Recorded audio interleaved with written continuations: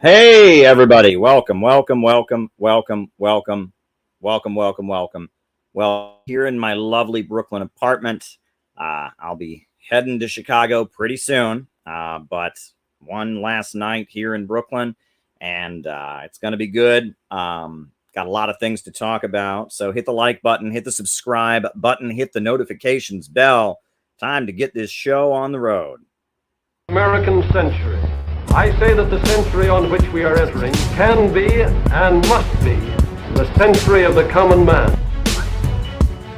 A radical redistribution of economic power. I mean, we know that racism is just a byproduct of capitalism. Everything would be all right if everything was put back in the hands of the people.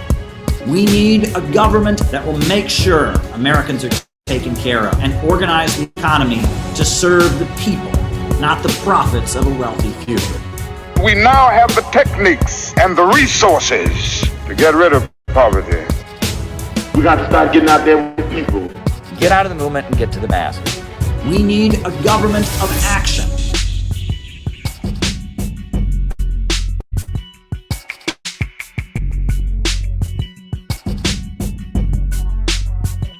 Welcome, everybody. Welcome, welcome, welcome. So glad that all of you are here tonight.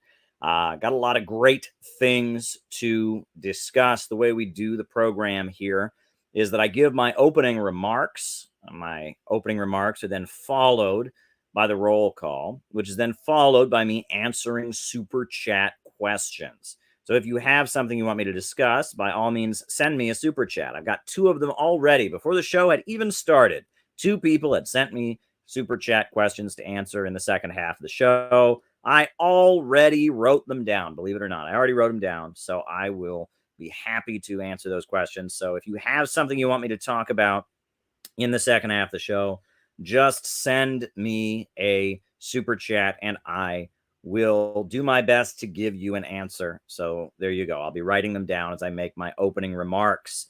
So welcome, everybody. Welcome, welcome, welcome, welcome. Now, I want to encourage everyone to check out Main Trend News. Main Trend News. Maintrendnews.com is the website. This is the news outlet that the Center for Political Innovation is running. This is our, it's just new, but it's our new outlet that we are doing. It'll have news about commentary. There's some great articles by a number of different writers from around the country. This is where we're going to be putting news and updates. So go and click and check out Main Trend News online. That's a great place to start out if you're looking for anti-imperialist commentary. There's great stuff. All of our friends are writing for Main Trend News. If you want to write for Main Trend News, by all means, reach out to us. We'll figure out if we can take your submission or not. So this is another project that the Center for Political Innovation has taken on, is maintrendnews.com. So check it out. If you go to the CPI website, cpiusa.org, you click news, it'll take you not to our regular page, but it'll take you to Main Trend News. It's going to be awesome. So there you go, folks. There you go.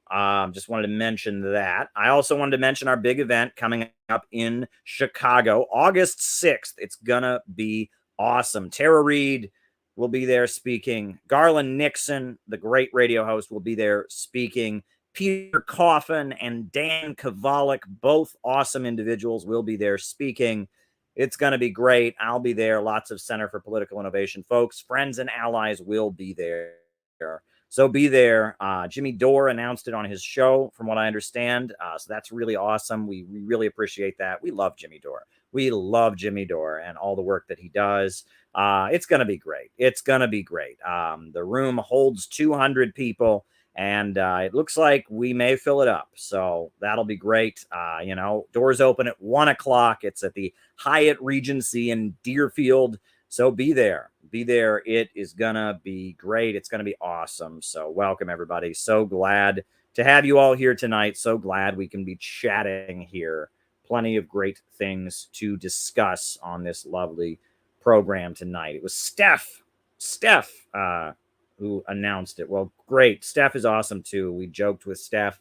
We went upstairs to the dressing room, and we got to hang out with Jimmy Dore after his show in Chicago. It was awesome. It was really awesome. Jimmy Dore is like, he is like the breath of fresh air. Seriously, he is amazing. He is amazing, and this conference is going to be amazing. I don't want to name every name that will be there, because obviously, if I do that, I'm going to forget somebody, or I might give away somebody who's a surprise or whatever. But basically, a lot of people that are part of the CPI community are going to be making an appearance in Chicago. A lot of people that are friends of ours that you've seen before on these streams will be making an appearance. A lot of the regulars from the chat will be there, folks that you know from the chat. I see people in the chat right now. We're going to be there. There'll be some people. It's going to be awesome. This is going to be, we did that conference in Austin. That was the first time we'd ever done anything like that. This is going to be that on so many different levels. We are ratcheting up the energy for revolutionary patriotism, socialism with American characteristics. Okay.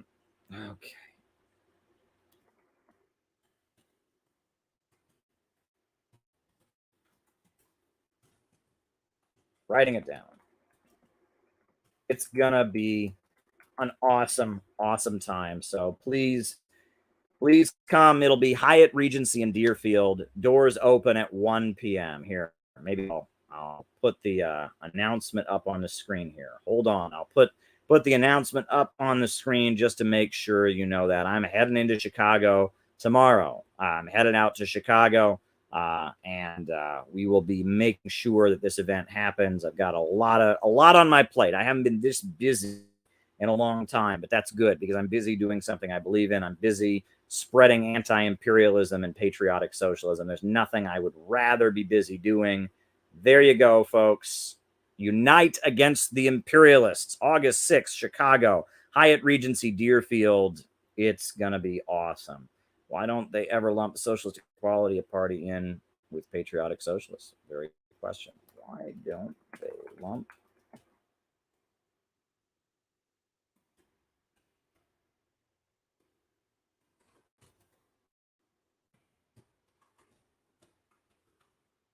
All righty.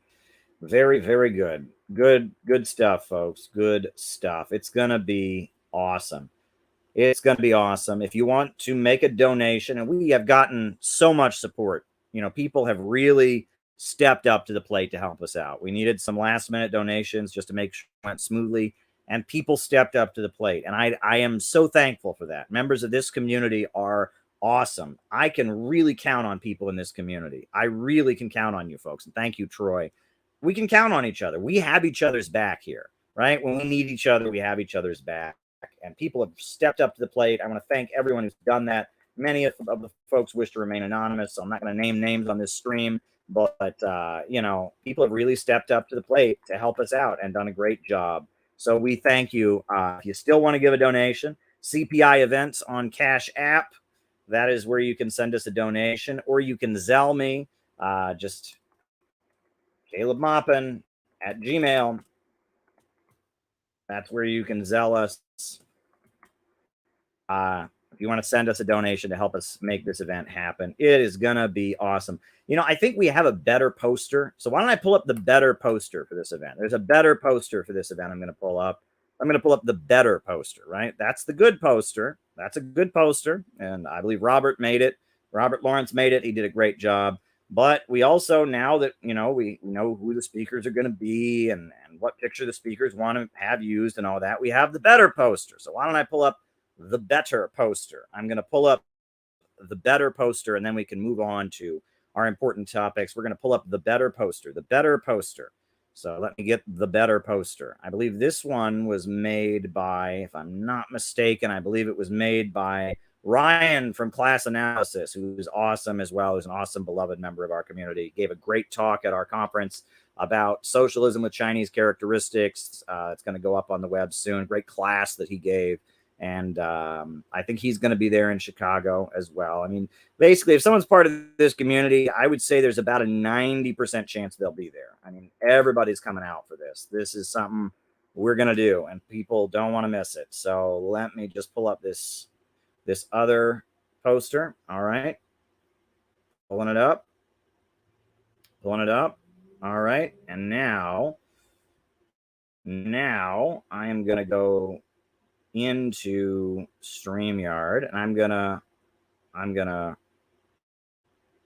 stop this one, and I'm gonna share the better poster. The better poster. Believe it or not, you thought that poster was good.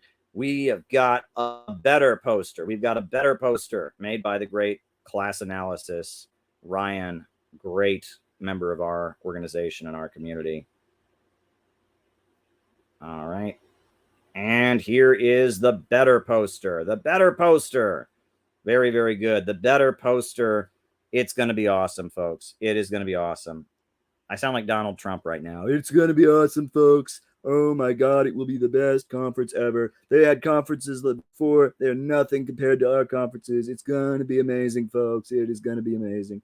But no, we're not Trumpians here. We are not Trumpians, regardless of what you may have heard about us, regardless of what Donald Trump may himself have said about me. We are not Trumpian here. We criticize Donald Trump. We oppose Donald Trump on many, many fronts. But there you go. Writing down. We got a super chat question here. We're going to write it down. Very, very, very good. Very good. So there we go, folks. Just pulling up this super chat question.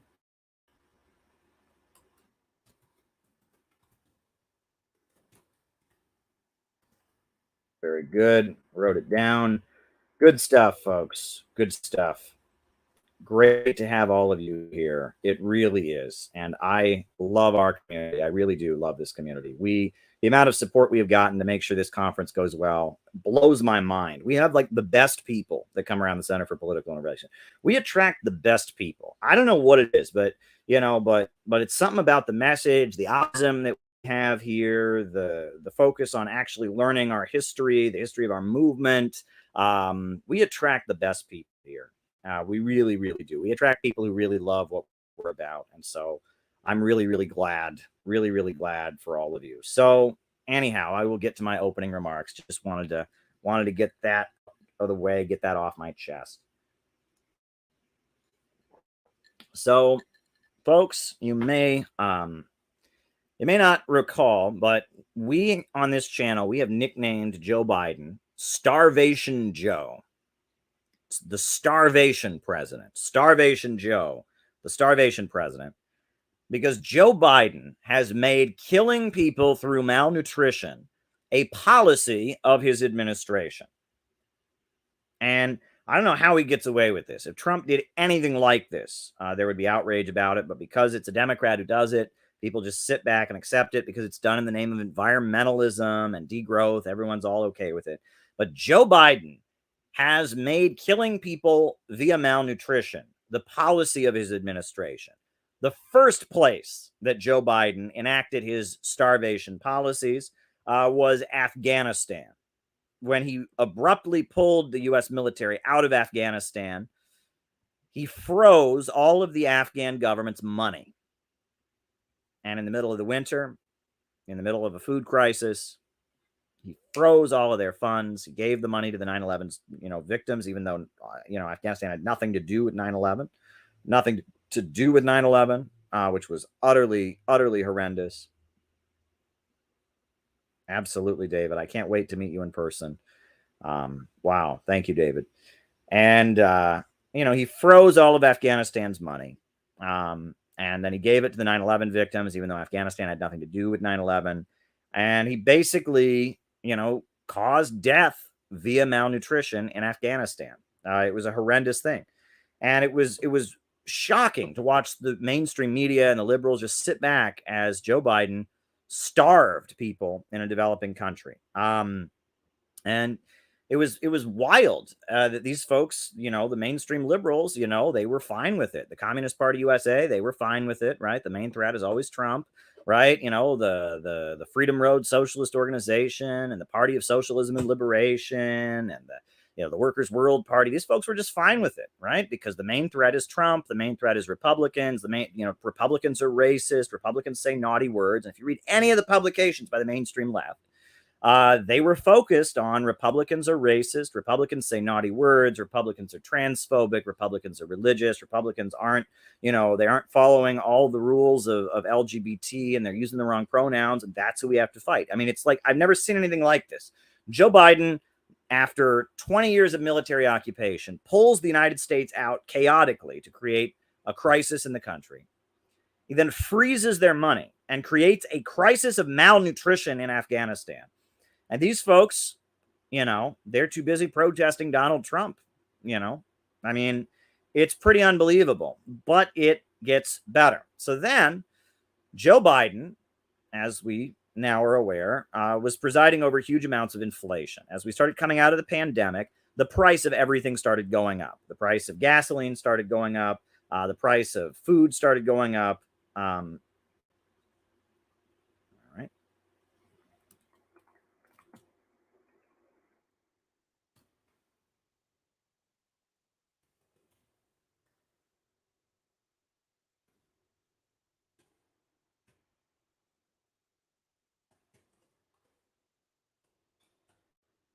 Price of food started going up. Everything started going up.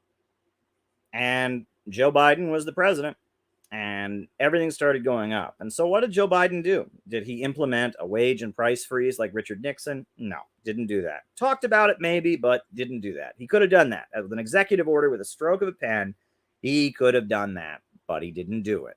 Didn't do it. So then Joe Biden escalated tensions with Russia, right? He gave the Ukrainian government the go-ahead to just go all in to attack the people of the Donetsk and Lugansk regions. He escalated that tension, poured all kinds of weapons into Russia or into Ukraine, and then said to the Ukrainian officials, said to the world, "Oh, Russia's going to invade Ukraine," in order to basically dare Russia to have to go in and protect the people. And then in response to Russia going in, put all kinds of crazy sanctions. So the price of gasoline went up even higher through the roof. On top of that, the price of food went up because, if you bought it, a truck brought it, all that food gets transported in trucks to stores. And so the price of food kept going up. So the price of food continued going up. So the price of food continues to go up. Food insecurity is on the rise. The Department of Agriculture is a great resource. They keep track of food insecurity in the United States. Let's look on the website right now. What is the rate of food insecurity in America right now? Food insecurity in USA, Department of Agriculture. Great source. Catherine was asking about sources. Well, for food insecurity, a great place to check is the U.S. Department of Agriculture because they keep track of it, right? In 2020, the number of people that were food insecure was listed at 10%. 13.8 million households in the USA were considered to be food insecure. Let's see if we have some more up-to-date statistics, right? How much food insecurity is there in America? How much food insecurity is there in America? Well, the latest statistics I'm seeing on the Department of Agriculture from 2020, but the food prices are much worse now than they were in 2020. But yeah, the Department of Agriculture is a great place to look for food insecurity statistics. There you go. 1 in 8 Americans. This was all from 2020, the last data they have. So imagine what it must be up to now. But there you go. So we've got that. We've got that whole situation. So now there is a couple more situations where Joe Biden is proving us once again to be the starvation president. And this latest one, this comes from the fact that this is China. China and their government decided to go out of their way to call out the United States for its behavior in Syria. This is the Chinese government. This is a representative of the Chinese government telling us about what the United States is doing in Syria right now. 行为实属强盗行径。当前叙利亚90%人口生活在贫困线以下，2/3的人口依赖人道援助来维持生计，过半人口无法得到粮食保障。美军至今仍然霸占着叙利亚主要的产粮区和产油区，搜刮掠夺叙利亚国家资源，令当地人道主义危机雪上加霜。有愤怒的叙利亚民众表示，美国为利益而来，没有利益就走。他们在叙利亚的存在本身就是恐怖主义的体现。美方一向鼓吹在人权、法治方面奉行最高标准，但美方在叙利亚的所作所为表明，无论是维护人权还是法治，美国都是不及格的。美方应当尊重叙利亚主权和领土完整，回应叙利亚人民的呼声，立即解除对叙利亚的单边制裁，立即停止掠夺叙国家资源，以实际行动弥补对叙人民造成的伤害。That was the Chinese government talking about how right now Syria is suffering from a U.S. fomented civil war. The United States, starting in 2011, started trying to do everything they could to overthrow and topple the Syrian government. They armed terrorists and extremists in Jordan and in Turkey and sent them into the country. The USA was arming groups that were involved with and using chemical weapons, and they just, they armed these terrorists and extremists, and they've been trying to overthrow the Syrian government. And the civil war has largely been won by the Syrian government. The Syrian government has not fallen. They remain intact. So now the United States is doing everything it can to starve the people of Syria. And it's seized their oil. It's seized their natural resources. It is preventing humanitarian aid from getting into Syria. And so now they're using hunger as a weapon against the Syrian people. Are we noticing a pattern here? They're using hunger as a weapon against the Syrian people. So already we've talked about how Joe Biden intentionally starved the people of Afghanistan, how Joe Biden's policies drove the food and gas prices up in the United States. Then he exacerbated that by escalating tension with Russia. And now China is calling out the United States for using food as a weapon against the Syrian people. But now this is Sergei Lavrov. This is the Russian foreign minister calling out the Biden administration for yet another way that they are starving people. By the time the agreement was signed, some of our Western counterparts started doing everything to just solve the Ukrainian grain issue. But when it comes to the deliveries of Russian grain to the international markets, Russia actually delivers much more grain to the international markets than Ukraine. So they decided to postpone those issues. So we felt that the UN delegation in Istanbul was actually planning at some point to do that, to postpone the Russian grain issue. This was a direct violation of the idea expressed by the Secretary General. But by the end, we made it happen so that there are two sides to this agreement for both the Russian and the Ukrainian grain. So this war is happening in Ukraine. Everyone is worried about the fact that both Russia and Ukraine have lots of wheat that they export. And so Russia is saying, let's figure this out. Let's make sure there's a way that Ukraine can get its wheat exported. And let's make sure that we, Russia, can also export our wheat, and that this war doesn't prevent food from getting exported because there's going to be a food crisis.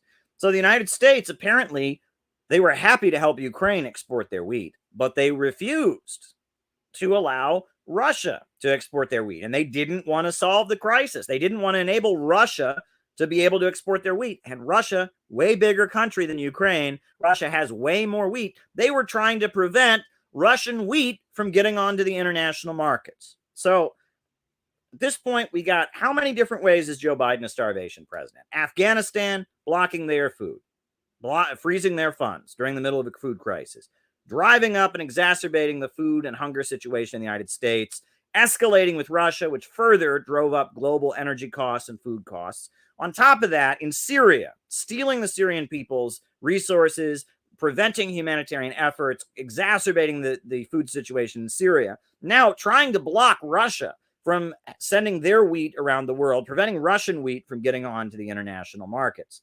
We got 5 ways in which the Biden administration is going out of its way to kill people, with hunger. But it gets better. There's number 6, which is that they said that they're going to use this global food crisis to push organic farming. Samantha Power said that they were going to use this food crisis to push policies like organic farming that reduce crop outputs, right? Sri Lanka was forced by BlackRock to transition very rapidly to organic farming, to stop using pesticides. And what did it do to Sri Lanka? It wrecked Sri Lanka's economy. There's riots in the streets, right? And so Samantha Power of the Biden administration is saying they want to do this in other countries as well. They want to continue pushing policies that will reduce global crop outputs right now. Is anyone noticing a pattern here? Starvation Joe, Famine Joe, the starvation president, is going out of his way to try and starve people. I mean, this is happening all across the United States, all across the world. The Biden administration has made clear that their policy is to starve as many people as they possibly can. I mean, they are not concealing this from anybody. I just listed policy after policy after policy. They froze Afghanistan's money. They didn't take action to deal with rising food and energy costs. They escalated with Russia, which obviously caused, an increase in global energy and food costs. They then on top of that, they used food as a weapon against the Syrian people. Then on top of that, we now know they tried to block Russia from being able to export their wheat. On top of that, they're now pushing policies that would reduce crop outputs and cause, crop shortages like in Sri Lanka. This is insanity, right? I mean, these are really dangerous people that are running our government right now. Joe Biden, the starvation president, is this is really insane what they are doing. We've talked to them. Yes. We've been in conversation with them. And this is really insane what's been going on here. It's really insane. And, I don't know what to say about it. I mean, it's right in front of our face. I wrote a book about Kamala Harris. I don't know if folks remember. I wrote a book called Kamala Harris and the Future of America. Char Darling did a great audio book of it, so you can listen to the audio recording of it if you want to listen to it as an audio book online, or you can go buy it on Amazon, where I exposed who the synthetic left and who the Hillary Clinton State Department is connected to, what their agenda is, what they did, how they manipulated the Arab Spring in order to serve their geopolitical ends. Their belief that there needs to be a big orgasmic explosion to put the world back into balance with Mother Nature. The Malthusian ultra rich. They are trying to kill off the human population at this point. And the Biden administration has made really no bones about the fact that they seem to want to do so. They are trying to prolong this war. They want to drive energy costs up and make lots of money. I mean, now's a great time to be a big oil company exec. If you are, one of the major shareholders in ExxonMobil and BP and Shell and Chevron, it's a great day to be you, because those oil prices are through the roof. Those natural gas prices are through the roof. They're making a killing off of this, right? This is a great time to be Amazon and Jeff Bezos, right? This is a great time to be the Walton family that owns Walmart. It's not a great time to be a member of the working class, because you're getting squeezed at the pump when you fill up your car. You're getting squeezed at the supermarket when you buy your food. This is not a good time to be a small business owner, because, these lockdowns and these policies have just knocked your teeth out and put Jeff Bezos and secured his monopoly with Amazon. These are not good times for small business owners. I mean, the Walton family and Jeff Bezos, it's been like a wrecking ball. They have just knocked down the small business owners. It's not a good time to be a labor union organizer either. Joe Biden says he's a friend of organized labor, but if you look at what's been going on with the union struggles at Amazon, they have come down hard on them.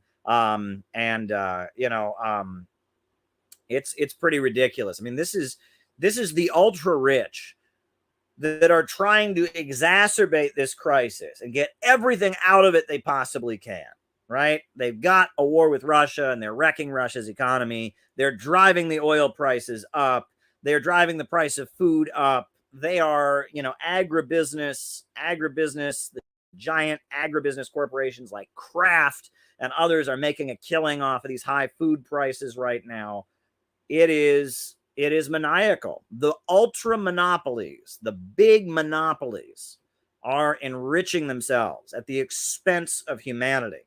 And they are looking to reduce global food output. They are using food as a weapon of war. I mean, these are the imperialists. When we talk about the imperialists, what does that mean? What does it mean when we talk about the imperialists? You know, a lot of people think that means people who believe in war a lot. No. People think that we mean military people who are really excited about military interventions, or people who want to go take over countries. They want to build an empire. Well, no, imperialism is an economic thing. It is an economic concept that comes out of Lenin. He wrote a book called Imperialism, the Highest Stage of Capitalism, where he talked about how finance capital, bankers, move into a dominant position over industrial capital, and that the bankers sit at the center of networks of trusts, cartels, and syndicates, and that these ultra monopolies that don't just make profits, they make super profits by subjecting the developing countries of Africa and Asia and Latin America to super exploitation. These ultra monopolists, these ultra rich with their trusts, their cartels, their syndicates, these finance capitalists, they sit at the center of a global financial empire. And this global financial empire that they sit at the center of, this empire holds back economic development, prevents entire nations from lifting themselves up from poverty. It keeps countries impoverished as captive client states. It beats down entire countries. This is imperialism. This is Lenin's understanding of imperialism, the highest stage of capitalism. Capitalism in its monopolistic stage, where governments and banks and cartels and monopolies, industrial monopolies in the Western countries team up into gigantic entities that beat down entire countries. We're talking about the World Bank. We're talking about the International Monetary Fund. We're talking about the World Trade Organization. We are talking about BlackRock. We're talking about Goldman Sachs. We are talking about ExxonMobil, BP, Shell, and Chevron, the ultra monopolies. That is who the imperialists are, and this global system where they sit at the center of it, driving down living standards, trying to keep the world poor so that they can stay rich. That is what imperialism is. It is capitalism in its monopoly stage, a global financial system that is about holding back human progress and keeping the world poor. That is what we are living under in this time. Capitalism in its monopoly stage, imperialism, the highest stage of capitalism. Go and read what Lenin wrote about it. You want examples of what imperialism is? Take a look at Nigeria. This is the country in Africa that has the highest oil exports. No country on the African continent exports more oil than Nigeria. But yet in Nigeria, there's massive malnutrition. There's massive illiteracy. They don't have a modern educational system. Most of the children there don't get to go to modern schools. The life expectancy is low. Why is a country in Africa with so much oil, exporting more oil than any other country on the African continent, why is it so wealthy but so poor? Because the oil of Nigeria is under the domination of ExxonMobil and BP and Shell and Chevron. The export of capital. We don't sell French fries. The United States doesn't export French fries, it exports McDonald's. We don't export oil, we export gigantic oil monopolies to take over the markets, of Nigeria. And the Nigerian people don't get wealthy from their own oil. It's ExxonMobil and BP and Shell and Chevron that get rich from it. Nigeria is a wealthy country with lots of oil, but the Nigerian people are impoverished. That's imperialism. You want to know what imperialism is? You can talk about how the fact that the people of Mexico have been growing their own food since long before Christopher Columbus ever showed up. Long before Christopher Columbus, the Aztecs, the Incas, the indigenous people, they were growing their own food. They were growing tomatoes. They were growing corn. They were growing tobacco. They were growing their own food. They know how to grow their own food. They don't need the white man to come and tell them how to grow their own food. They don't need the foreign occupier to come and teach them to grow their own food. They were growing their own food. But in the 1990s, they passed the North American Free Trade Agreement, NAFTA. And that enabled the U.S. to subsidize agriculture. And American agribusiness was able to flood the Mexican market with cheap agricultural goods. The cost of food imported to the United States was cheaper than the food that you could buy locally in Mexico. And they put all the Mexican farmers out of business. And the Mexican farmers were put out of business in mass. And pretty soon, you had a situation like it is today where Mexico, a country that's been growing its own food for hundreds of years, for thousands of years, is now importing its food from the United States, from American agribusiness. American companies. American companies are at this point dominant in the food sector in Mexico. They used to have their own farms. And now they have to import their food and buy their food from Kraft and agribusiness corporations and Monsanto and other crooked ultra monopolies. And you look at all those people coming over the Mexican border, a lot of them used to have families that had farms. They used to work on farms. They used to work on Mexican farms. And now they've lost their farms and they're impoverished. This is imperialism. The ultra monopolies, the American agribusiness corporations destroyed the Mexican farming sector. Mexico was beaten down and absorbed and taken under the domination of the trusts, cartels, and syndicates, the giant corporations, the finance capitalists, the export of capital. Instead of exporting products, the U.S. imperialists exported Monsanto, and they exported Kraft, and they exported these huge companies. The export of capital took over the Mexican market, and now Mexico, a group of people, a country that has been importing or that has been growing their own food for thousands of years, now they're forced to import their food from the United States. That's imperialism. Imperialism is when the British Empire took control of India. In the 1800s, the people of India had been growing their own food. They had been weaving. They had beautiful looms that they've been weaving for thousands of years. When the British came to India, they burned the looms. The British capitalists, the British military, they poured oil on those looms and they lit them on fire. And they burned all the looms of Britain. And why did they burn them? They burned them because they were going to force the people of India to import all their cloth from the British textile mills, right? It was about keeping India as an impoverished client state of the British imperialists. That's what they were doing. We're going to read about Gandhi. What did Gandhi? We all are critical of Gandhi for a lot of different reasons, but what did Mahatma Gandhi get arrested for? Does anyone know what Mahatma Gandhi got arrested for? Mahatma Gandhi, what was his civil disobedience? He went to the ocean and he got salt water and he boiled it to make his own salt. And that was a crime in India. And why was it a crime for Mahatma Gandhi to boil his own salt from seawater? Because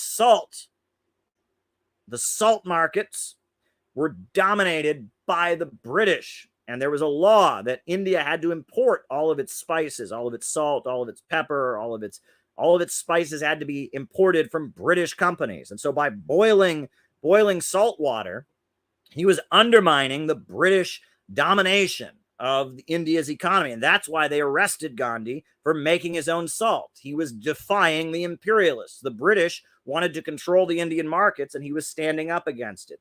That's what imperialism is.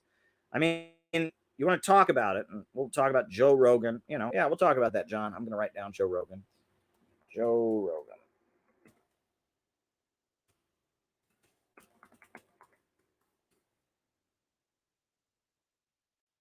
The British Empire. You want to talk about examples of imperialism? Go back to the Boston Tea Party. The Boston Tea Party was about imperialism. It was about the fact that the British wanted to secure a monopoly over the American markets. They wanted to dominate the market. They wanted to control the American markets, and they didn't want any competition. They wanted to have a monopoly on the products that they sold. And that Boston Tea Party that we all learn about in school, this great patriotic event, was about standing up to the domination of a foreign corporation. It was about saying, no, we want to develop our own tea industry. We want to have our own businesses. We don't want to be dominated by British corporations. So this is what imperialism is. And the countries around the world that have had the most success in fighting for their people and raising their people up from poverty are countries that have broken free from imperialism. The Chinese Communist Party kicked out the imperialists, and now China is the second largest economy in the world. The Soviet Union and Russia, they kicked out the imperialists and they defeated the Nazis and invented space travel and raised their people up and industrialized their countries. Prior to 2011, the highest life expectancy on the African continent was in Libya, where the people of Libya had kicked out the imperialists, and under the leadership of Gaddafi, the socialist leader, they had raised their people up from poverty. They had the highest life expectancy on the African continent. In the Caribbean, if you compare the living conditions in Haiti, you compare the living conditions in Jamaica, all the people in the islands of the Caribbean have nothing compared to what the Cuban people have. In Cuba, they have a literacy rate and a life expectancy and an infant mortality rate that's far better than most of the people throughout the Caribbean. Why? Because they kicked out the imperialists and they adopted socialism and they built their own economic system. In modern times, socialism is about opposing the imperialists. It's about standing up to the imperialists, and the job of revolutionaries in the Western countries, our job is to get the working people of the United States to understand that it is in their interest to team up with the people of the colonized world against the imperialists. That the future of the American working class is intrinsically tied up with the future of the people in Africa, in Asia, and in Latin America that are fighting for their national liberation against the imperialists. That the working class of the Western countries and the people of the colonized world have a common destiny and a common enemy, the imperialists. Unite against the imperialists. That is our job. And if you're calling yourself a socialist or calling yourself a Marxist or a revolutionary in the 21st century, what you should be doing is resisting and fighting the imperialists, not fighting people who say racist things, not fighting people who say sexist things, not trying to get Republican student organizations banned from your campus, not trying to get Donald Trump impeached because he might be friendly to those evil Russians. No. If you call yourself a Marxist, if you call yourself a socialist, if you call yourself a revolutionary, if you want to identify with Che Guevara, if you want to identify with Ho Chi Minh, if you want to identify with Lenin or Stalin or Mao Zedong, your job is to build a united front against the imperialists. Build an alliance of the working people, the working class of the Western countries, with the people of the colonized world that are struggling for their national liberation. That is what you should be doing.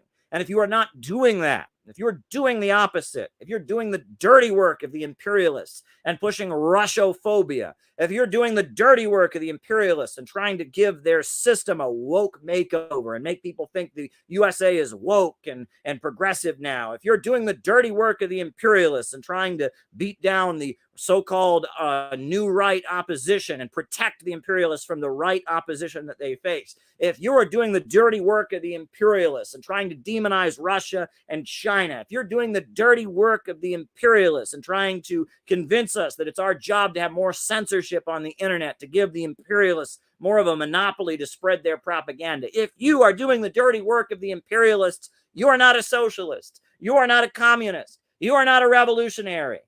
You're not. I'm sorry. If you are helping the imperialists, if your goal is to help protect the imperialists from the right wing or from the Russians or from the Chinese or from confused working people who aren't on board with all the, fancy woke words you learned at NYU, you're not a revolutionary. A revolutionary's job is to build an alliance of the working people in the Western countries with the colonized people around the world in their fight for national liberation. That is your job. And if you are not doing that, you are not a revolutionary. You are not a communist. You are not a socialist.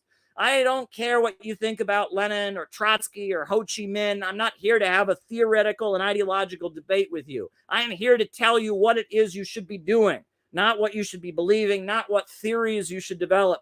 That if you are fighting the imperialists, you are my comrade. And if you are protecting the imperialists, you are not my comrade. And that is how it works. That is how it works. Our job is to stand against the imperialists, to unite against the imperialists. That is our job, folks. That is our job. Unite against the imperialists, to stand against the imperialists. I repeat myself and I repeat myself and I yell until I'm blue in the face, but it must be said. Our job is to stand against imperialism. Imperialism. That is our job. Stand against the imperialists. Build an alliance of the working class of the Western countries with the people of the colonized world. Stand against the imperialists. Defeat the imperialists. Defeat Jeff Bezos. Defeat ExxonMobil. Defeat Shell Oil. Defeat the Pentagon. Defeat Wall Street. That is our job, folks. That is our job, is to defeat the imperialists, not to defeat people who are wrong, not to defeat people who are confused, not to help the imperialists, to defeat the imperialists. You should be waking up every day and saying, what am I doing today to fight the imperialists? What have I done today to help the hungry people of Vermont and Illinois and Kentucky? And what have I done today to help the people of Iran? What have I done today to help the people of Venezuela? What have I done today to help the people of Russia and of China? What have I done today to help the people of Ohio and Pennsylvania? What have I done today to stand up to the imperialists? That is the question.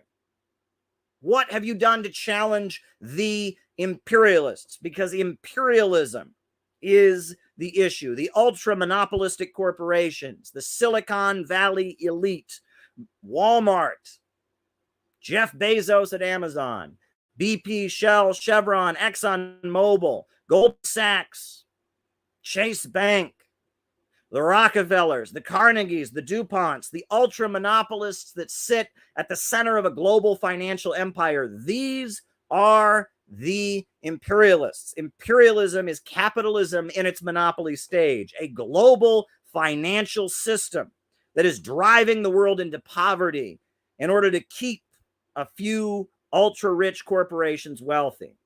That is our job. That is our job. That is our job, folks. That is our job. That is our job. Writing it down.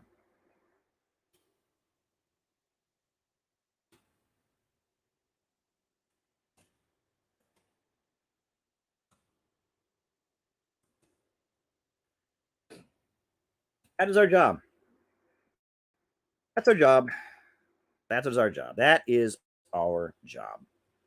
And if you look at the history of Marxism in the 20th century, if you read what Mao Zedong wrote in the Little Red Book, if you read what was put out by Ho Chi Minh, by Lenin, by Che Guevara, if you read what Malcolm X wrote, if you read what Dr. Martin Luther King Jr. wrote in the final years of his life, in his Beyond Vietnam speech, this is our job. This is what we should be doing, to stand against the imperialists. Stand against the imperialists. Stand against the imperialists. That is what all of humanity is up against. They are up against the imperialists. There you go. And that is the point that I wanted to make in my opening remarks. It may seem like a simple point. It may seem like an ultra complex point, no matter how you look at it. But ultimately, when I talk about Joe Biden being the starvation president, we talk about all the people that are losing their homes and jobs and facing these high gas prices. When we talk about this ugly war in Ukraine that the imperialists are determined to keep going, they will not allow there to be a peace deal. When we talk about the hunger crisis facing the world, when we talk about the threat of a new war against China and how they're doing everything they can to escalate tensions with China, that's the issue here. It's all about imperialism. Imperialism, the highest stage of capitalism, as Vladimir Lenin explained. That's what we're up against, folks. That is what we are up against. That's what we are up against. And we are going to unite against the imperialists. And we are going to oppose the global financial system, capitalism in its monopoly stage.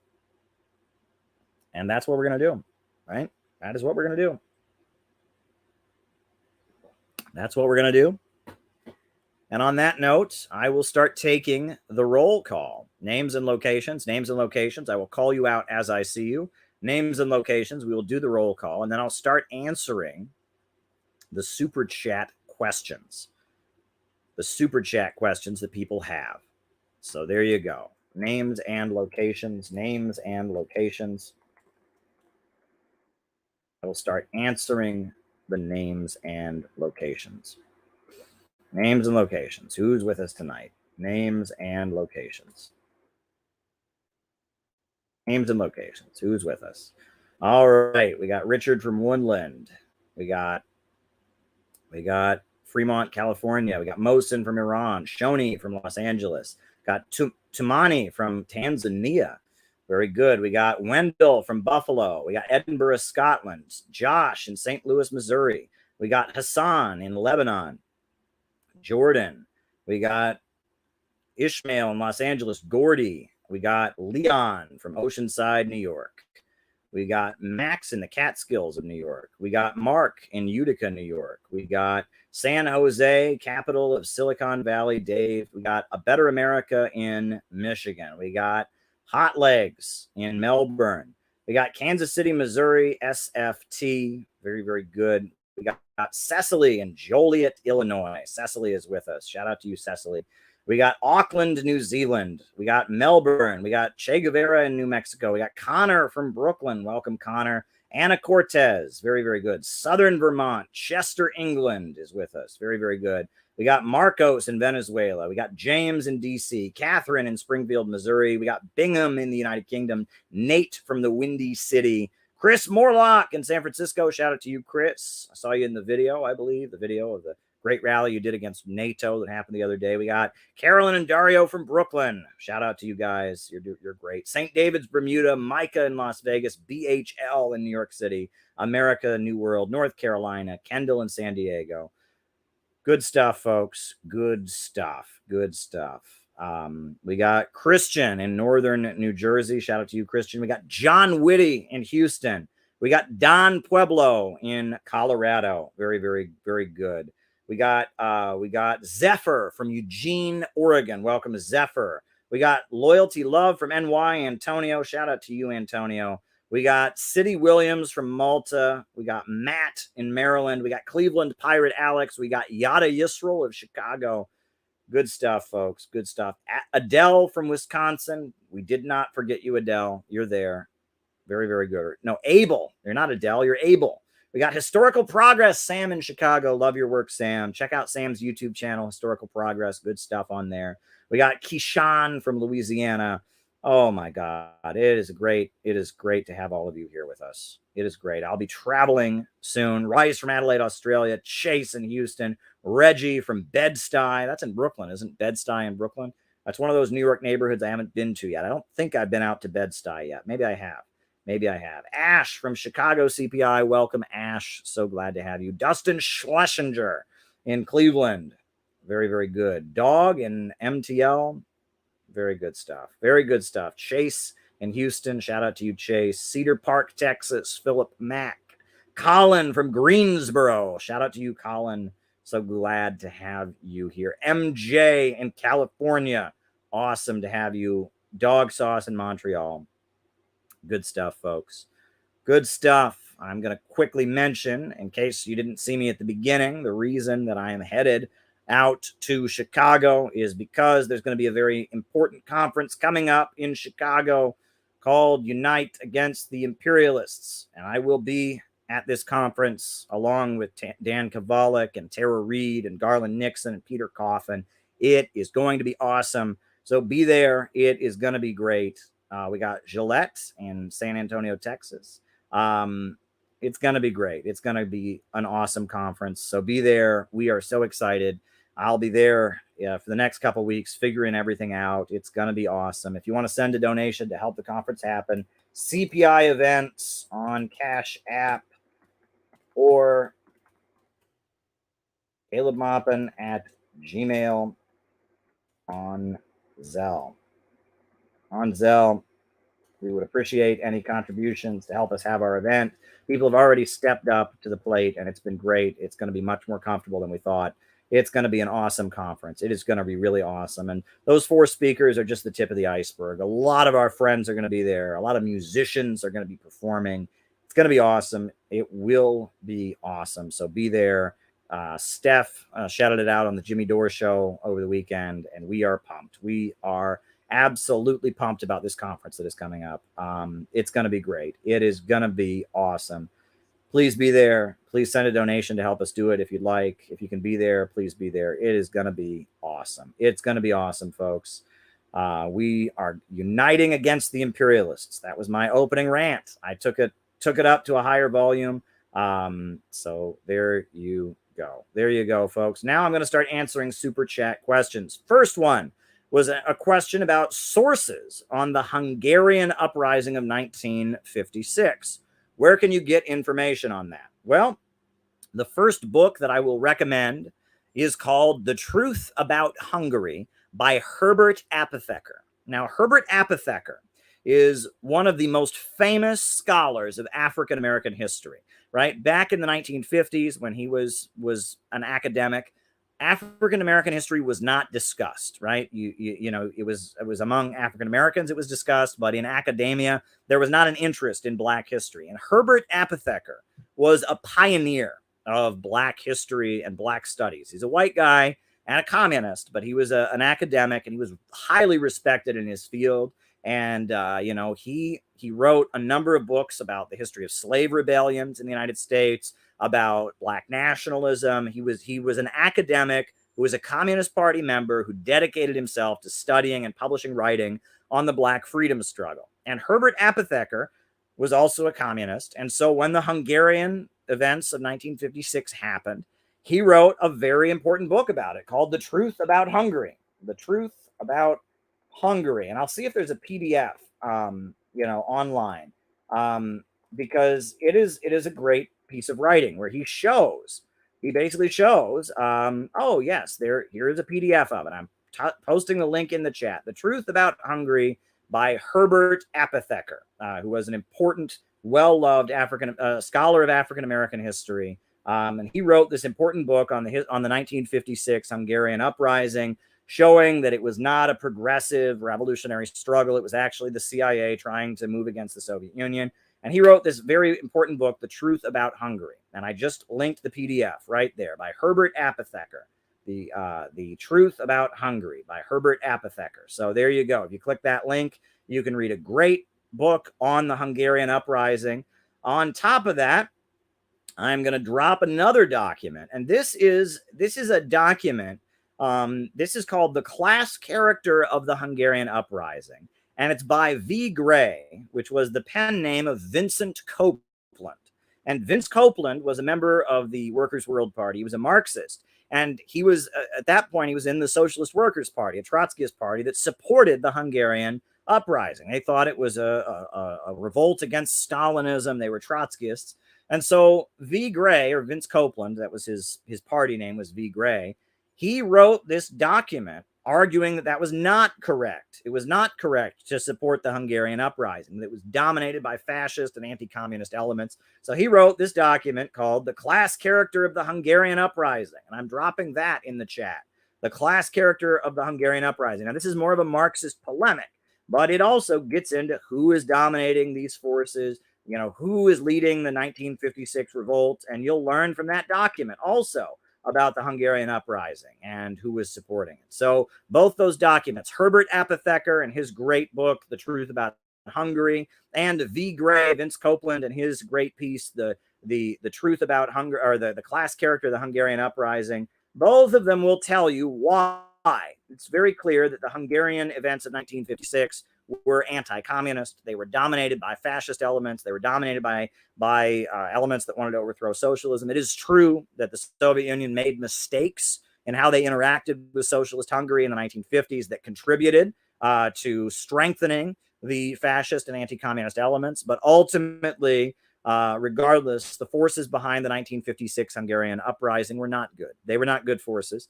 And I always tell people that if you really, you know, you don't believe what's written in the books, you can point to the fact that Cardinal Mindszenty, who was a fascist, was a leader of that. You can point to all the different figures. If you don't believe that, all right, if you really want to know what the Hungarian Revolt of 1956 was all about, this anti-communist uprising in 1956 was all about, I encourage you to go to Cleveland. I used to live in Cleveland. I lived in Cleveland for many years. Go to the west side of Cleveland.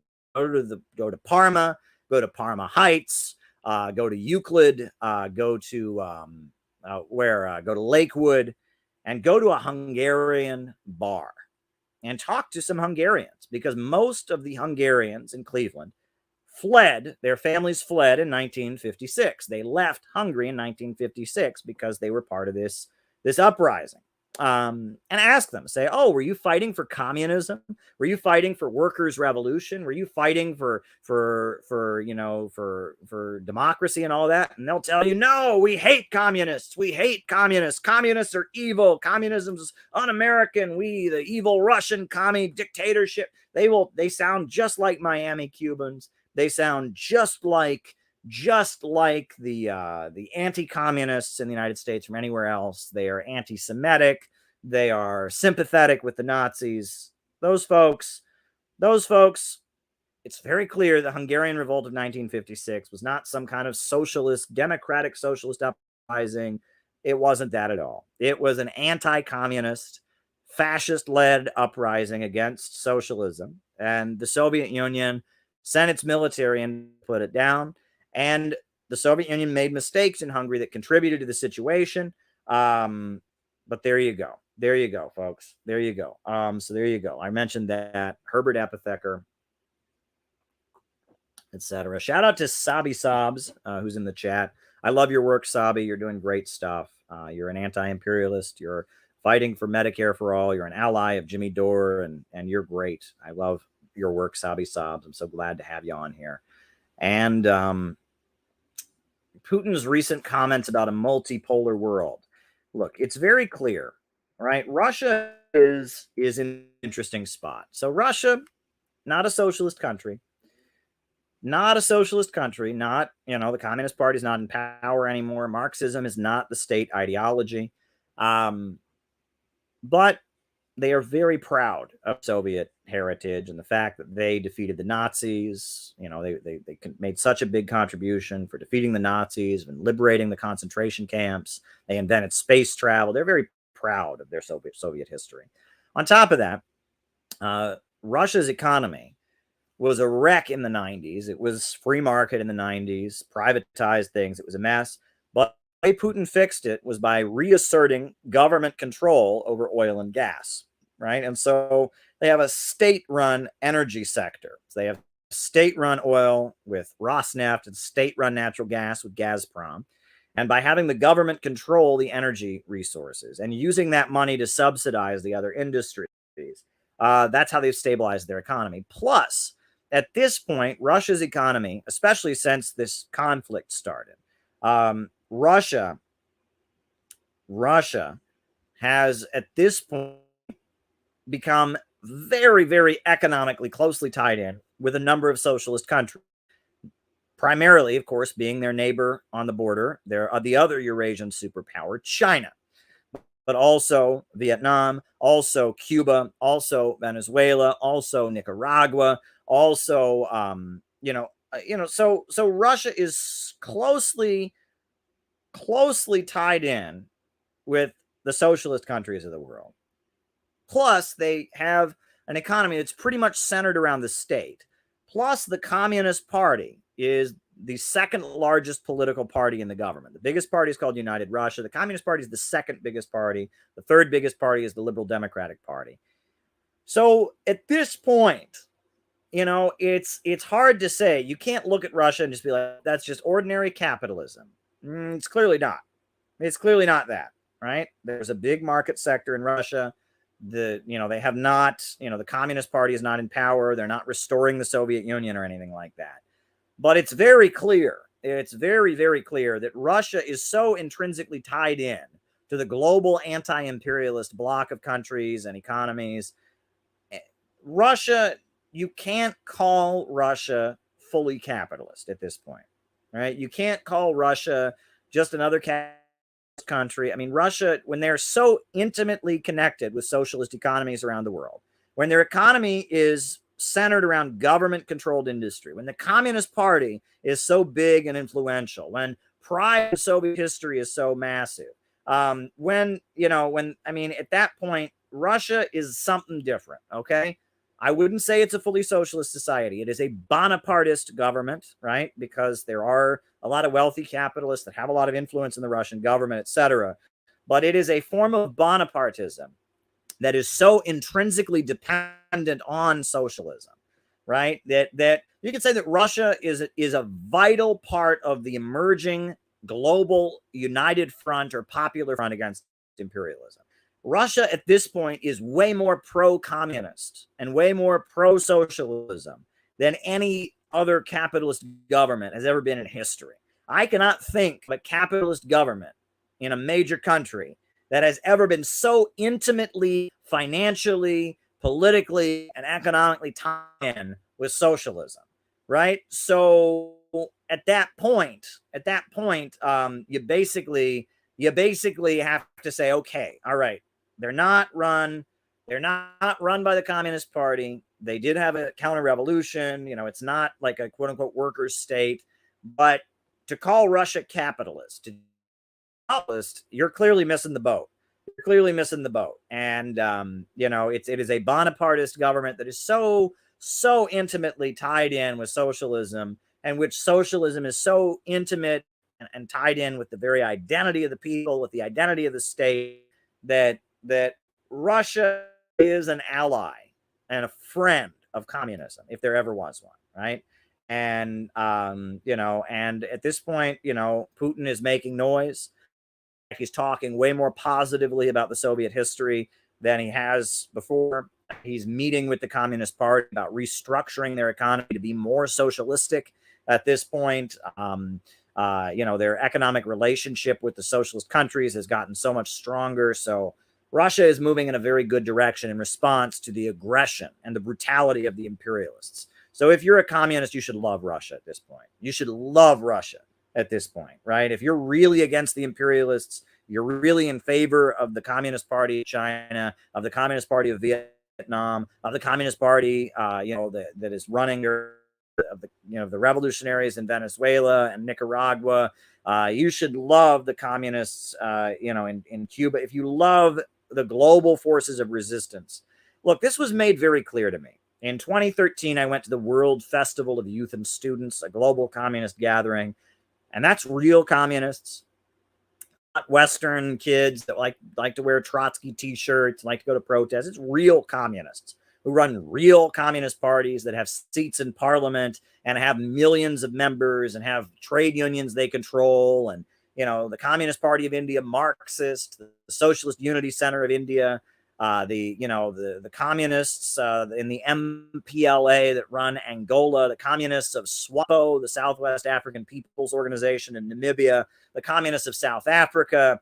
I mean, these are like the real communists. All right. You want to talk about communism, right? There's a bunch of Western kids LARPing and who put on T-shirts and costumes and like to go to protests. And, that's not real communism. But real communism, like, if you go to the World Festival of Youth and Students, you check out the World Federation of Trade Unions, the Women's International Democratic Federation, that's where you find the real communists, right? You're talking about the Greek Communist Party. You're talking about, the Belgian Workers' Party. You're talking about the Socialist Party of Bangladesh.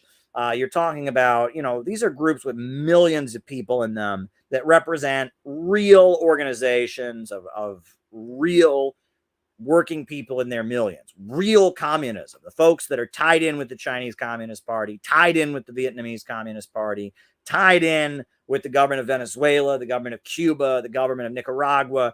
We're talking about real communists here. We're not talking about silly intellectuals. We're talking about real communists, like the international communist organizations, the World Federation of Trade Unions, the Women's International Democratic Federation, the World Festival of Youth and Students, the World Federation of Democratic Youth, the International Communist Seminar, the International Seminar of Communist and Workers' Parties, the real communists. That's what we're talking about when you talk about communism.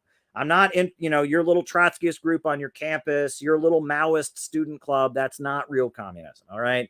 That's really nice and that's cute. And I'm glad you did that. And I did stuff like that for many years, but that ain't real communism. Real communism, we're talking about real organizations, the South African Communist Party, the economic freedom fighters of South Africa. That's millions of people. All right. That's real communism. And the real communist parties of the world love Russia.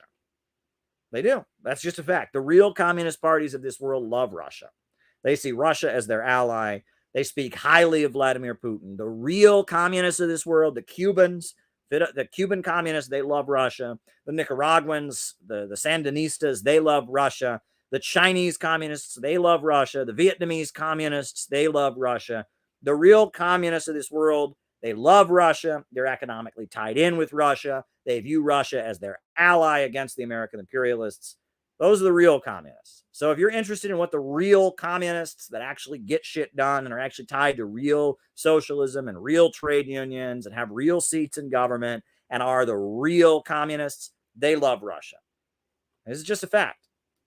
So, take it or leave it. But the real communists love Russia. And that is apparent if you go to any global communist gathering. If you listen to these communists talk, they love Russia. And Russia loves them. When I go to meetings in Russia, I went to the World Conference of Parliamentarians, all kinds of communist members of parliament. I met, people from African countries who were tied in with the communist parties of their African countries and believe in dialectical materialism. And, I went to the Yalta Economic Forum in Crimea, and I was English-speaking group, this English-speaking delegation with the Russian Foreign Ministry. And who was I there with? Communists from the Middle East, communists from Africa, and yes, a lot of them own businesses. A lot of them are involved in different things, but they're guided by Marxism and dialectical materialism, and I'm telling you, if you're a real communist, you love Russia. If you're a Western kid, reading books and, LARPing, you don't like Russia. But the real global communist movement, loves Russia. All right. Enough said on that. All right. The next question I've got here: is there a contradiction between Lenin's concept of the vanguard party and Marx's concept of the dictatorship of the proletariat? None whatsoever, because they are two completely different concepts.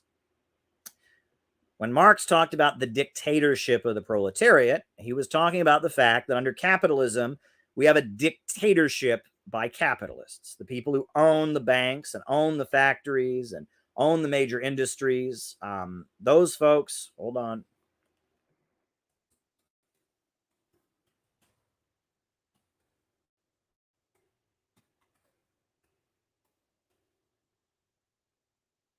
Wealthy owners of capital, the owners of corporations, they dictate government policy, right? They sit down with the politicians and they tell them what to say. They arrange, they decide who gets to be treated as a serious candidate and who doesn't. They dictate policy. That's what, if I tell you, if I tell you something to do, I'm dictating to you, right?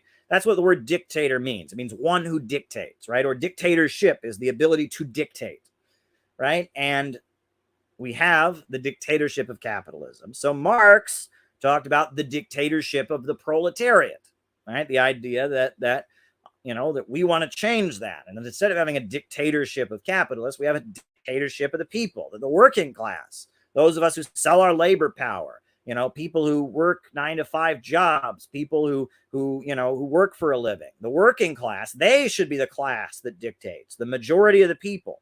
Karl Marx said that the communist revolution was a movement of the majority who can oppose populism. I really, people should really just go back and read the Communist Manifesto. It might be hard to get through, but it's a pretty basic document, right? Go and read the Communist Manifesto. These people, I don't get how they oppose populism, because Communist Manifesto, right? The Communist Manifesto makes very clear that it is a populist movement that they're building. Let me pull up exactly what the Communist Manifesto says. There are so many good quotations in the Communist Manifesto, right? And I believe, if I'm not mistaken, in the Communist Manifesto, Karl Marx makes it very clear. That's where he uses the phrase, the dictatorship of the proletariat. That's what he's talking about, is the idea that the proletariat, the working class, the majority class should rule, right? And right? If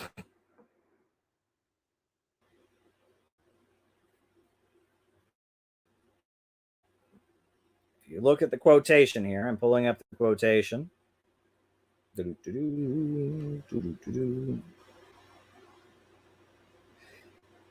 This is what Karl Marx writes about the proletarian movement. He says, all previous historical movements were movements of minorities.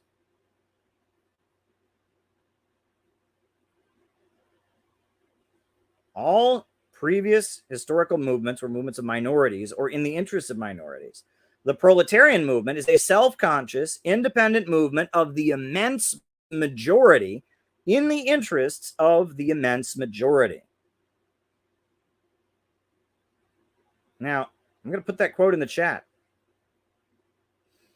because anyone who tells you that Marxism is against populism has no idea what they are talking about. All previous historical movements were movements of minorities or of the interests of minorities. But the proletarian movement is a self-conscious, independent movement of the immense majority in the interest of the immense majority. And that's when Marx talks about the dictatorship of the proletariat. He's talking about the majority of society taking control of the means of production and taking it away from the very, very wealthy minority. Right? And as he writes about dictatorship of the proletariat, he says, the first step in the revolution by the working class is to raise the proletariat to the position of the ruling class and win the battle for democracy. So that's what the dictatorship of the proletariat means. No, because the word dictatorship is in there, people find it very scary. They think that means we have one man who makes all the decisions. We have some guy standing at a podium wearing a uniform, screaming and yelling. That's not what dictatorship means. Right? The term dictatorship means rule. We have the rule, the dictatorship of the capitalists under our system, and under socialism, we have the dictatorship of the proletariat, the rule of the working class, the majority. So that's what the dictatorship of the proletariat means. Now, the second question is they said, what about Lenin's concept of the vanguard party? Well, Lenin's concept of the vanguard party is something completely different. Lenin's concept of the vanguard party is that in order to win the revolution, you got to have a group of people who give the whole of their lives to the struggle, right? That yes, we're fighting for the vast majority of people. Yes, we're striving to win the battle for democracy, but you need a group of dedicated people to fight for it. That's the idea. And that the way socialist groups were operating, where they were these loose associations where anyone could join, you just agreed with several points, you joined, the newspapers were privately owned, you got a newspaper, you got a newspaper. Well, the Bolsheviks, they instead built what they called a party of new type. A party of new type. And the party of new type was an organization of people who were dedicated, professional revolutionaries who gave the whole of their lives to pushing the working class to be aware of its historic duty. If you want to know what the vanguard party is about, a great example, I think, is there's 3 movies that basically, they're all the same movie, basically. But there's a classic Japanese movie made in the 1950s called The Seven Samurai. And they took The Seven Samurai and they made it into an American cowboy movie. And it was called The Magnificent Seven. And then when I was a kid in the early 2000s, they made it into a cartoon for kids called A Bug's Life. So if you've ever seen The Seven Samurai or The Magnificent Seven or A Bug's Life, you can understand the concept of the vanguard party. So what is the idea, right? It's this movie, there's this group of people that are being terrorized. In The Seven Samurai, it's a group of villagers. In Magnificent Seven, it's a group of Mexican villagers who are really short. And in A Bug's Life, it's an ant farm, and they're being terrorized by these bandits, right? And it's the bandits or the, you know, it's the bandits and the Seven Samurai, bandits in, or robbers or outlaws in Magnificent Seven, and it's these grasshoppers in A Bug's Life, and they're being terrorized, and these people in this village are just being terrorized, and they're all very short, and the bandits who terrorize them are very big, or the grasshoppers who terrorize them are all very big. And so they're terrified, and they get robbed by these people, but they just can't take it anymore. And so they decide to send somebody to go to the city, or to send somebody somewhere to go find some gunfighters or some samurai that will protect them, or some, you know, warrior bugs that will protect them from the grasshoppers or protect them from the bandits. So they go and they find these guys to protect them from the bandits. And the guys come and they train them and they teach them how to fight. And these warrior guys are training them how to fight off the bandits. But then somehow they discover that these guys are fake, right? The Seven Samurai, they're not actually samurai. They're dishonorable. They're Ronin, right? The Magnificent Seven, they're, I don't know, what are they? They're outlaws, or they're fake, or they're something. And, you know, the warrior bugs are not actually warrior bugs. They're circus bugs. And so the people of the village are disappointed, and they're about to get robbed once again by the bandits or by the grasshoppers. But then they rise up and they fight the bandits and they fight the grasshoppers, and they win. Why? Because they didn't need them all along. The strength was there, right? The vanguard party makes the proletariat aware of its own strength. That's the idea, right? The vanguard party does not overthrow the capitalists for the workers, but it makes the workers aware of their own strength. It gives them the oomph to go do what they had in them to do all along. Those villagers could have fought off the bandits all along. Those Japanese villagers could have fought off the bandits all along. The ants could have teamed up and fought the grasshoppers all along, but they didn't know they had the ability to do it. It took the vanguard, the Magnificent Seven or the Seven Samurai or the circus bugs, it took the vanguard to come along and make them aware of their own strength and push them forward. That is the role of the vanguard party. So that's not in contradiction to the concept of the dictatorship of the proletariat at all. Not at all, right? It's actually in line with it, that in order for the proletariat to rise up and become the ruler of society and establish the dictatorship of the proletariat, it needs a vanguard party to give it oomph, to give it a push, to say, go ahead and do it. You have the strength.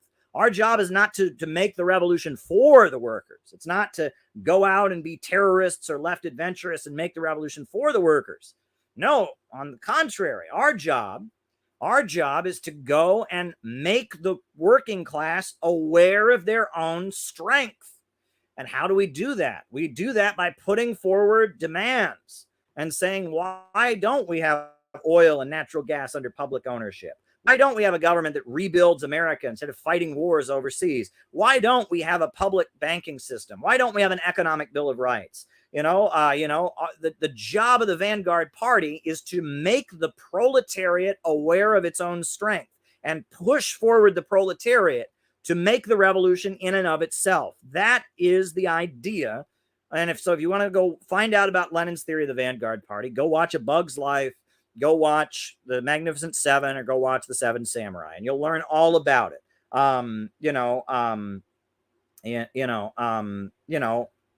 That's what I'm talking about. That's what I'm talking about. That's what I'm getting at. And that is the job of the vanguard party, is to push forward the proletariat. And that Blanquism, right? Louis Auguste Blanqui, he came up with this theory. He said that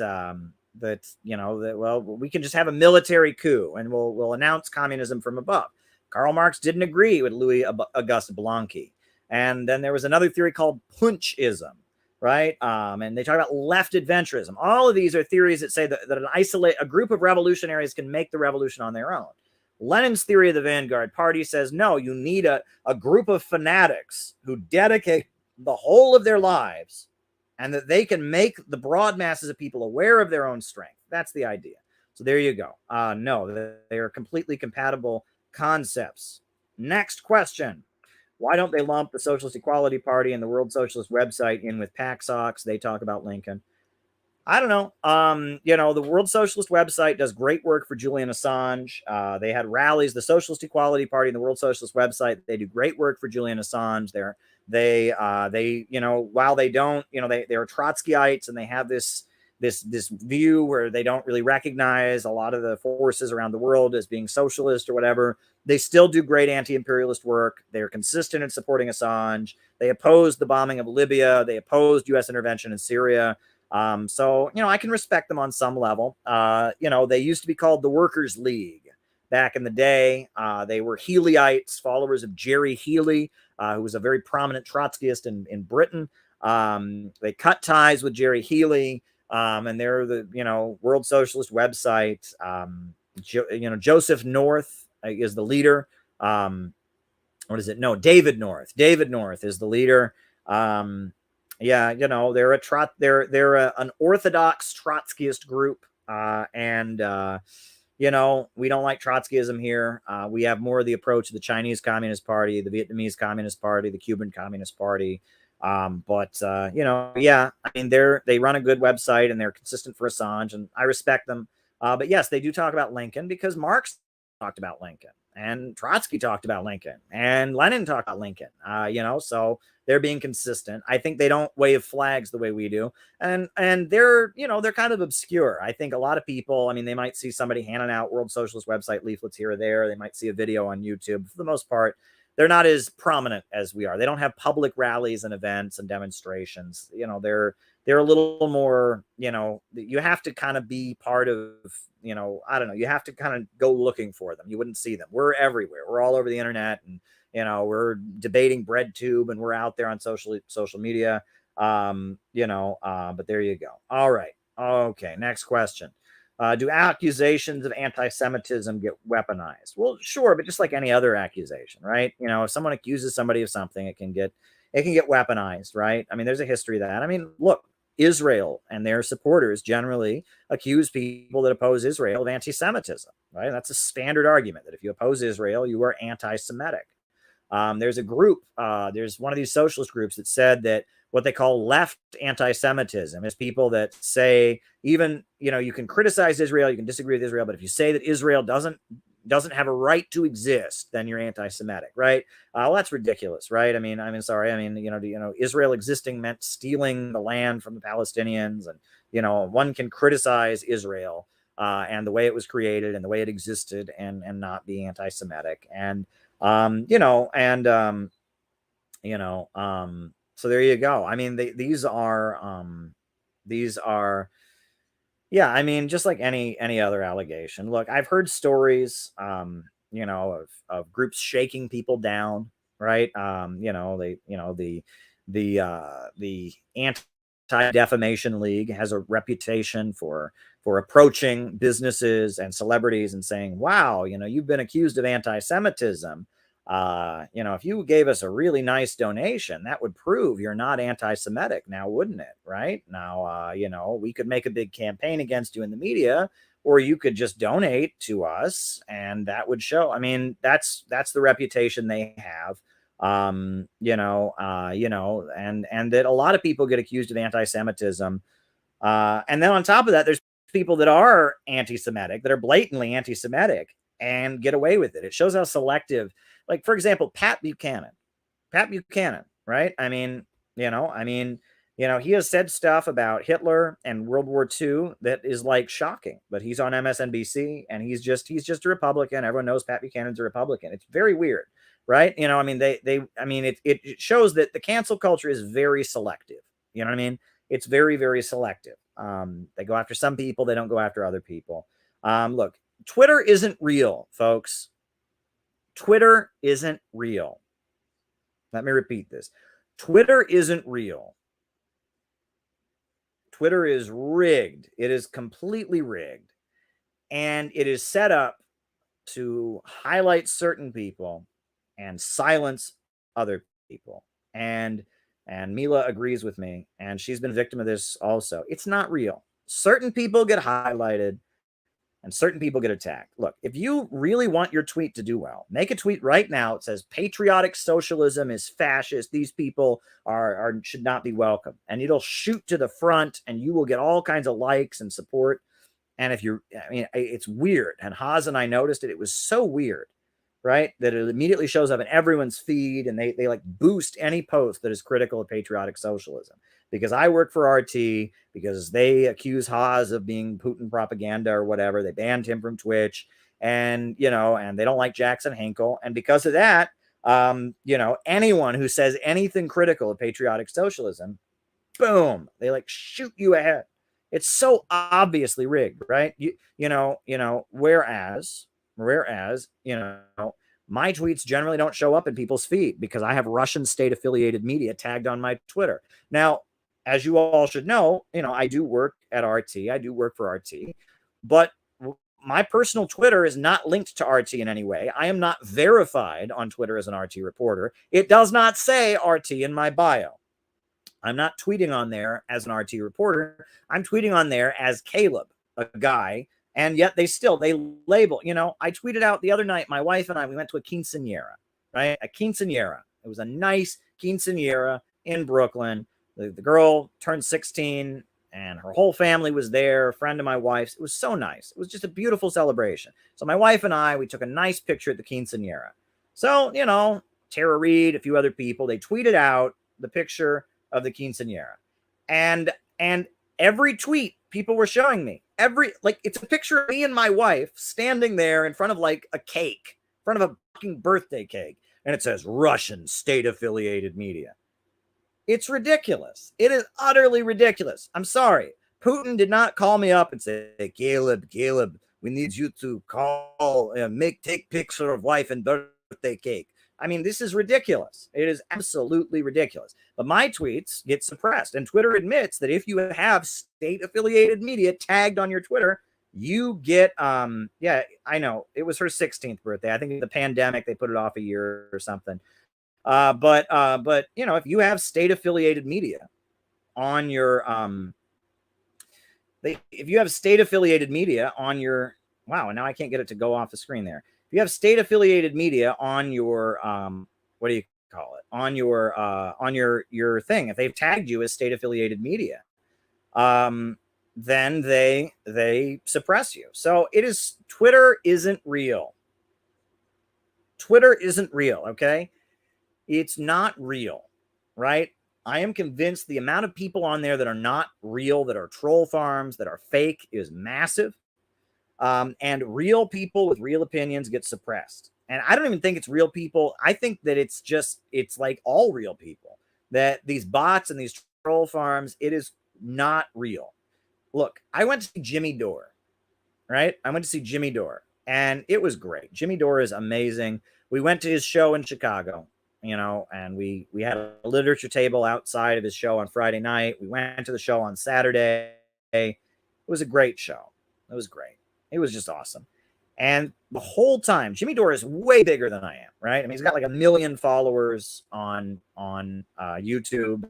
He's like a very well-known personality. And they hate Jimmy Dore. I mean, they hate Jimmy Dore. They hate Jimmy Dore. They hate Jimmy Dore. They really hate Jimmy Dore. Yes, I know it's for the 15. I said this girl was 16 because, it's like the Sweet 16 American thing. And I don't know. For some reason, they decided to do it on her 16th birthday. Talk to her family. I'm not going to dox her and tell you who it was. Whoa, people are phony. He's a big fat phony. Anyway, he's a big fat phony. But anyway, Elizabeth, I love you. Don't get offended. Elizabeth, don't get offended. If you want to ask me something, I'll answer. Don't get offended. No one should get offended here. I love you all of you in the chat. I love you. Even if you think I'm a big fat phony because quinceañeras are for 15 and it's 16, I still love you. I love all of you in the chat. But anyway, to my point, went and saw Jimmy Dore. It was awesome. It was tremendous. Great crowd of people there to see Jimmy Dore. So many people in that crowd recognized me, knew my work, knew about the Center for Political Innovation. It was so awesome. So we're there, and Jimmy Dore gets way more hate than we do. I mean, because he's got such a big following, right? He's anti-imperialist and he's progressive. They harassed the shit out of Jimmy Dore. They have run his name through the mud. They have accused him of all kinds of stuff that they because he's so popular. The whole time there was one counter protester, just one. That's it. The whole weekend.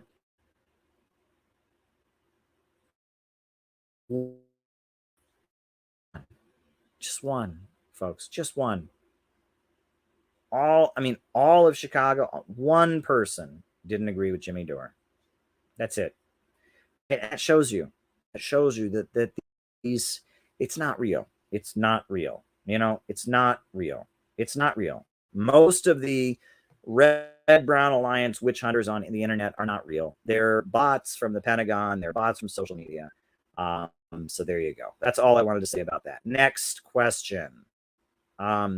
Catherine asks, study present conditions so she can formulate good policies. Where does she recommend? Where do I recommend she do her research? You need data. If you are going to do that, more than anything, you need data. Don't look at the analysis. This is why the New York Times is a complete waste of time.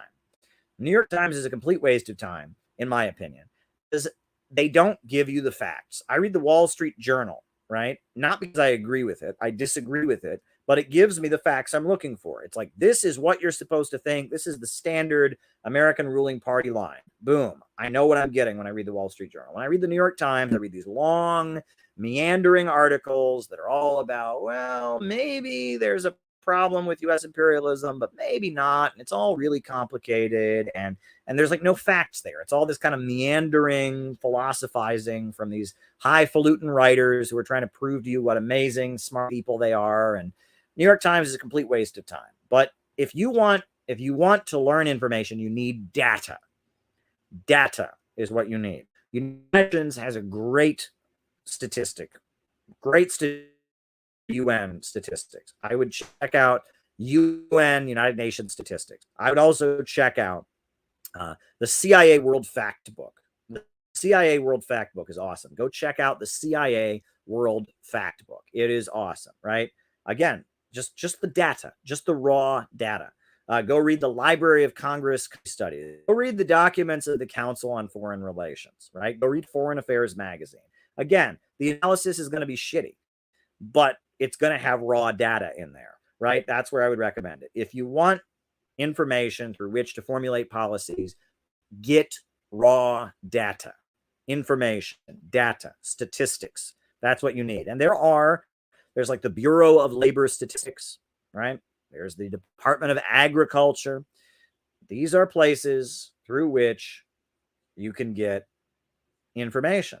And again, the analysis is all filtered. The analysis is all what somebody wants you to learn from the statistics. Go and read the statistics for yourself. That is my advice. All right. Joe Rogan is going to be in Chicago. Hey, if Joe Rogan came to my event, that would rock my socks off. I really doubt it'll happen, but I'm open to it. If Joe Rogan wanted to have me on his show, I would go on in a heartbeat. I would go on Joe Rogan's show in a heartbeat. Yes, he's a conservative. Yes, he's anti-China. I'm not anti-China, but if Joe Rogan had me on his show, I would go on in a heartbeat. So I am not into the cancel culture. I am out of the movement to the masses. I want to reach people and connect with people. So if Joe Rogan had me on his show, I would go on in a heartbeat. If Joe Rogan wanted to come to our event and make some comments at a Center for Political Innovation event, he would be welcome to do so, even though there might be people there who disagree with him.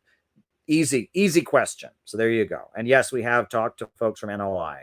Hopefully we hear from them about, a speaker soon. We're talking to the NLI. I many times in Final Call newspaper. I went to Iran with a delegation from the Nation of Islam. They are awesome folks. I have huge admiration for Minister Louis Farrakhan. And so there you go. All right. John Brennan, Tulsi Gabbard made the point that John Brennan was convicted. She made the point that Steve Bannon was convicted of contempt of Congress for refusing his subpoena. She made that point. But at the same time, they didn't prosecute John Brennan for his lies to Congress about drones and other things. They didn't prosecute other people That's true. Yeah, that's totally true, right? That yes, that they gave a subpoena to Steve Bannon. He didn't follow it, so they convicted him for contempt of Congress. But they didn't prosecute a number of people that got up and told bold-faced lies to Congress. Yeah, that's true, and that is selective prosecution. And also, let's note that during the McCarthy period, that was what they used to get people with. They would require you to go to before Congress and name names. They would call you before Congress and ask you to get up there and name names of everyone else who was in the Communist Party, everyone else, if you didn't do that, they held you in contempt of Congress. Contempt of Congress. And that's what they just got Steve Bannon for. That's the McCarthy prosecution. That's what Dalton Trumbo and the Hollywood 10, that's what they got sent to prison for. So there you go. All righty. All right. Relationship between the Vietnamese and Chinese communists. Well, as we know, the 1978 Kampuchea War was a very ugly chapter in the history of American communism.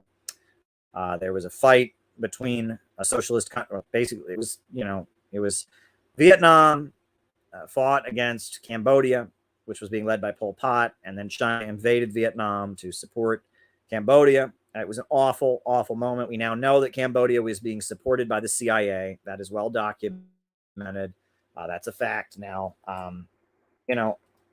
will actually link a very good pamphlet on that topic by saying called Imperialism and the Crisis in the Socialist Camp. Very good pamphlet on that topic from Sam Marcy, because I think that'll give you some insights into it. But yeah, that was an ugly moment. And my position is that China was in the wrong, in that instance. That was, as a result, it was a continuation of the policies started by the Gang of Four. The Gang of Four, they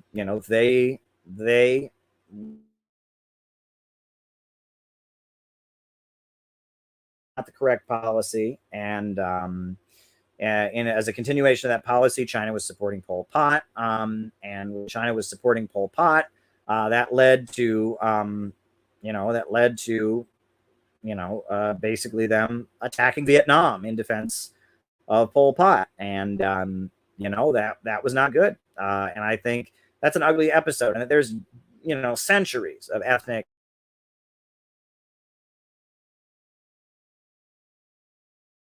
between the two peoples, and it was a bad moment, so that's going to taint the relationship, and there are thank you for the super sticker, by the way. There are times where the Communist Party of Vietnam will sometimes side with the United States against China, but not all the time. Not all the time. The Vietnamese Communist Party, it goes back and forth. It goes back and forth.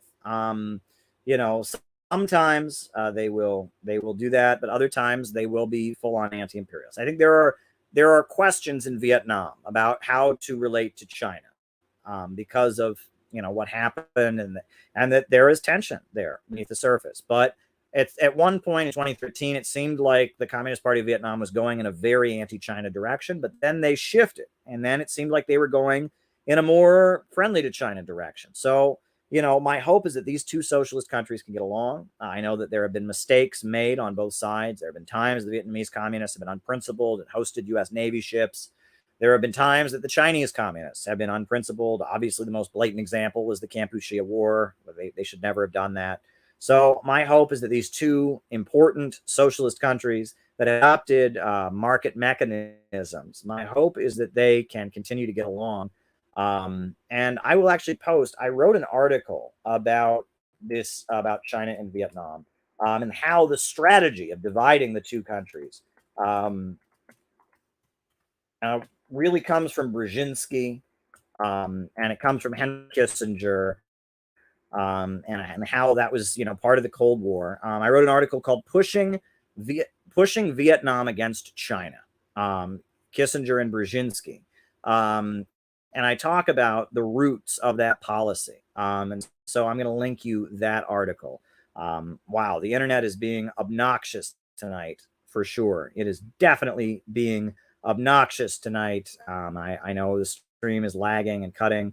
But there we go. Gleb is asking about half of Americans expect a civil war in the next few years. All right. Half of Americans expect a civil war in the next few years. Americans expect civil war.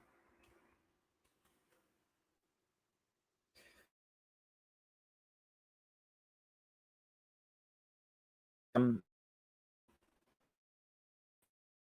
right.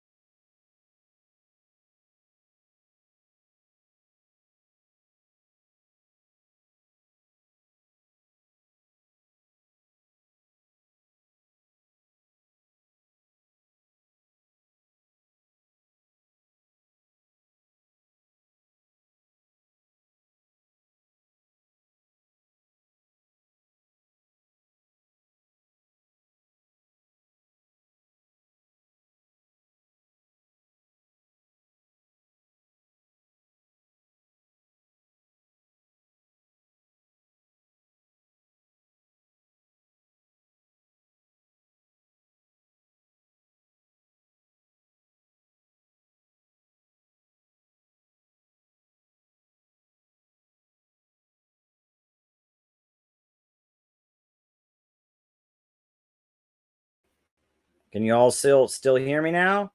I'm back. Am I back? Can you hear me? I'm back. I am back. Here I am. Here I am. Wow. Well, before we were so rudely interrupted by my internet connection being obnoxious, I was trying to post this link in the chat. I don't know if it got through, but here is the link. There we go. And then I have one last question from Gleb. One last question from Gleb. Gleb asked about Americans predicting a civil war. That is not good. That is not good. Okay. We don't want a civil war in America. We do not want the United States to fracture. We do not want secessionist movements.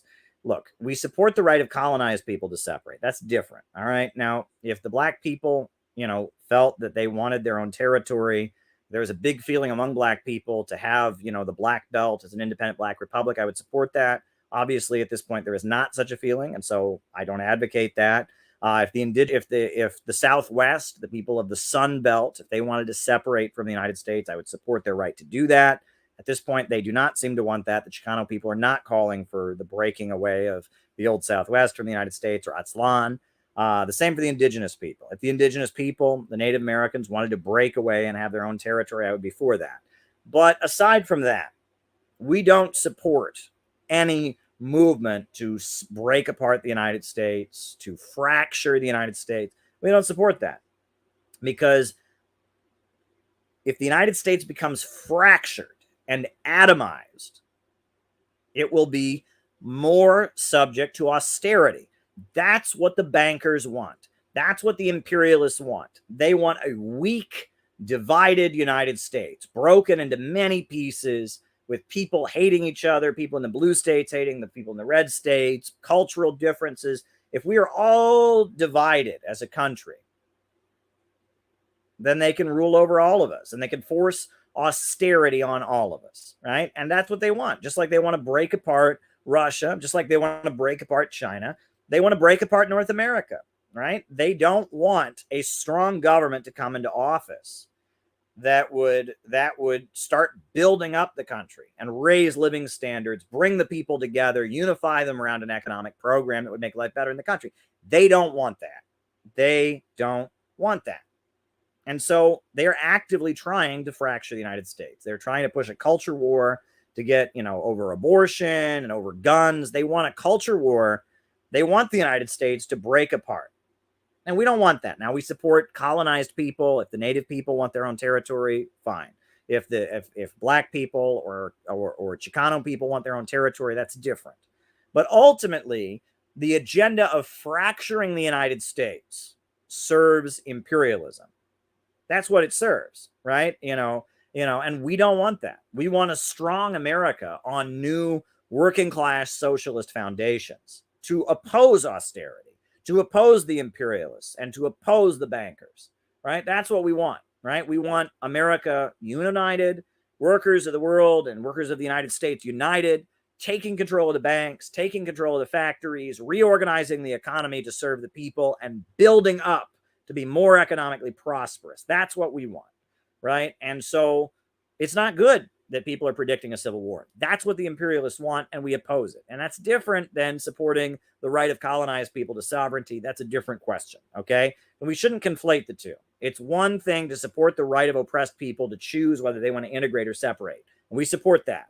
It is something else to support the imperialists dividing America between people who believe in abortion and people who oppose abortion, people who believe in gun control, people who oppose gun control.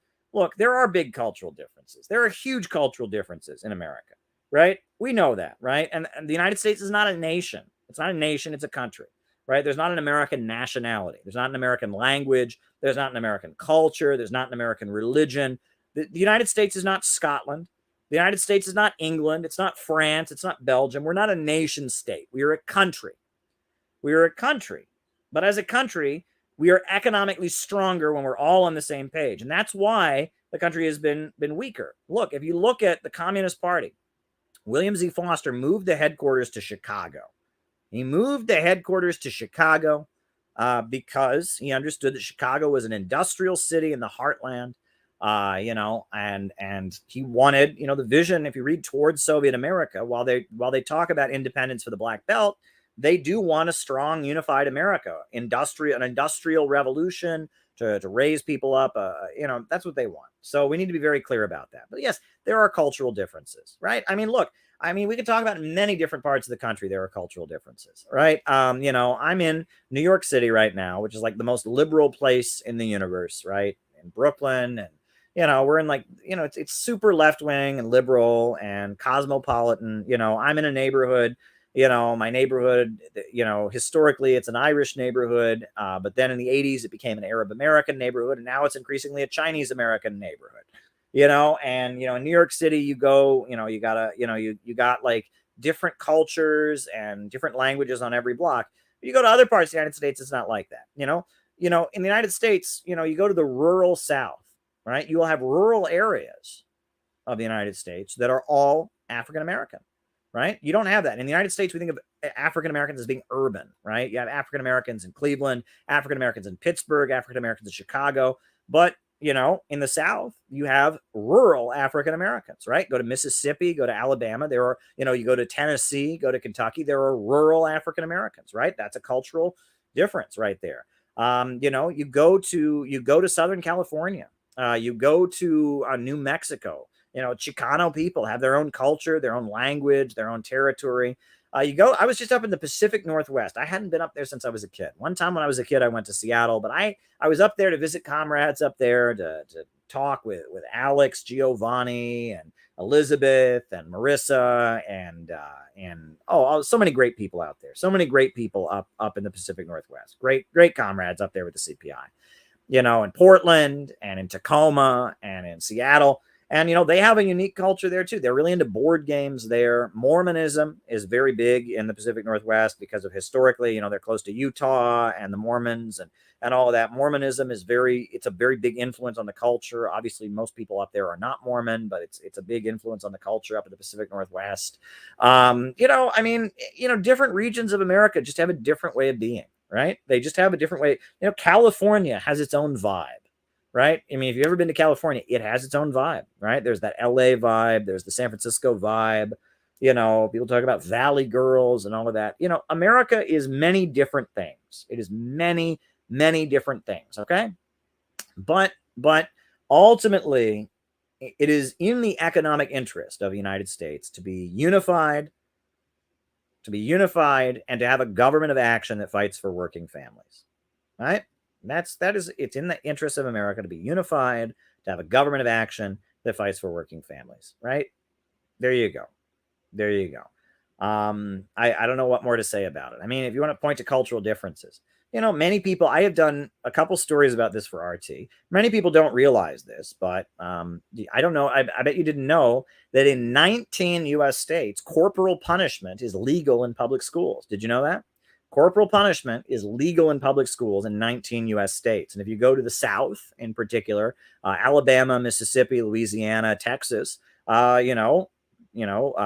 principals and teachers spanking students in school with paddles is something that happens a lot, right? You would have no clue, right? You would have no clue that it goes on, right? In the culture in New England, oh my God, in New York City, if anyone even tried to do that, there'd be riots in the streets practically.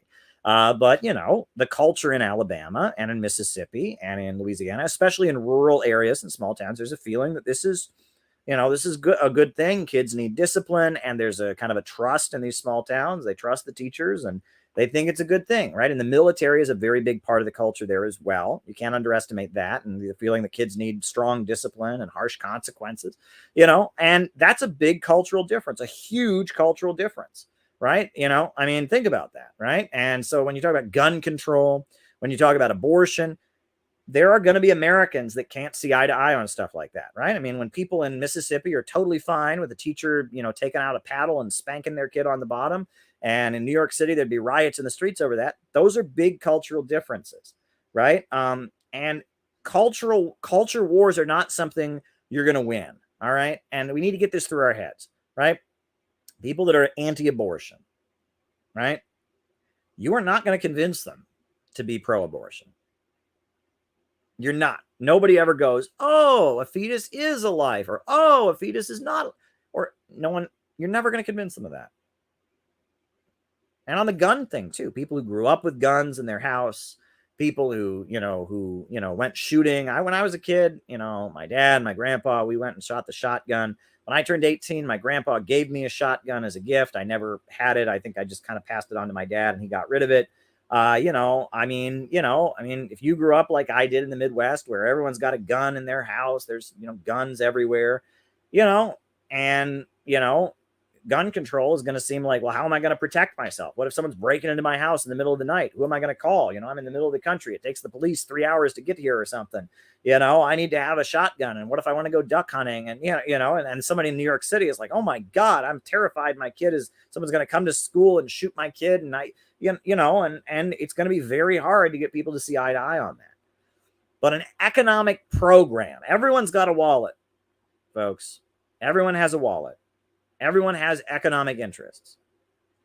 And if you came up with an economic program that would make life better in Mississippi and make life better in Alabama and make life better in New Mexico and make life better in Southern California and make life better in New York, and it would make the United States into a prosperous, strong economy, you could bring people together. Everybody wants their lives to improve. And everyone is suffering as we transition toward a low-wage police state. Everyone is suffering. Everyone's suffering. And so if we could come up with a program that could unify people of different cultural backgrounds, if you get those Pacific Northwest people with their board games and those, you know, those people in Alabama, and those people here in New York City, in these very multinational neighborhoods, and people in you know, in Southern California, if you could get an economic program, that could build a new America. Some crazy stuff happening in the chat, folks. I don't even know what to say about that. You know, I love you all. I love you all in the chat, but this is getting weird. You know, but anyhow, if you could come up with an economic program to build a better country, that's something that we need. That's something that we need, folks. That is what we need. And no, I'm not celebrating the downfall of America. And no, by celebrating the downfall of America, by saying, yeah, bring it on, burn it down, tear it down, burn it down, tear it down, by doing that, you are helping Wall Street, and you're helping London, and you're helping the vandal tendency, the finance capitalists and the imperialists. That is what they want. They want Americans at each other's throats. They want the country falling apart so they can make us all poorer, so they can grind us all into poverty. That is what they want. That is what they want. And our job is to do the opposite. Our job is to say American workers and American farmers and Americans in all kinds of communities, rural, suburban, and urban, have an economic interest to stand with the people of the world against the imperialists. Remember that? The imperialists, standing against the imperialists. That's how I opened this whole thing up. Stand against the imperialists. The imperialists. Do you remember that? Stand against the imperialists. That's what this whole thing was about, right? Against the imperialists. Well, there you go. There you go, folks. That's what we got to do. All right. I am going to show the video Robert made for the closing tonight, because, you know, I like to recite the mantra, but for, you know, it is a nice video that Robert made. So I'm going to show this video, and then we're going to be done. So there you go. Upsurge in the struggle against U.S. imperialism is now emerging throughout the world. Ever since World War II, U.S. imperialism and its followers have been continuously launching wars of aggression. But the people of various countries have been continuously waging revolutionary wars to defeat their aggression. And while the danger of a new world war still exists, and the people of all countries must get prepared, revolution is the main trend in the world today.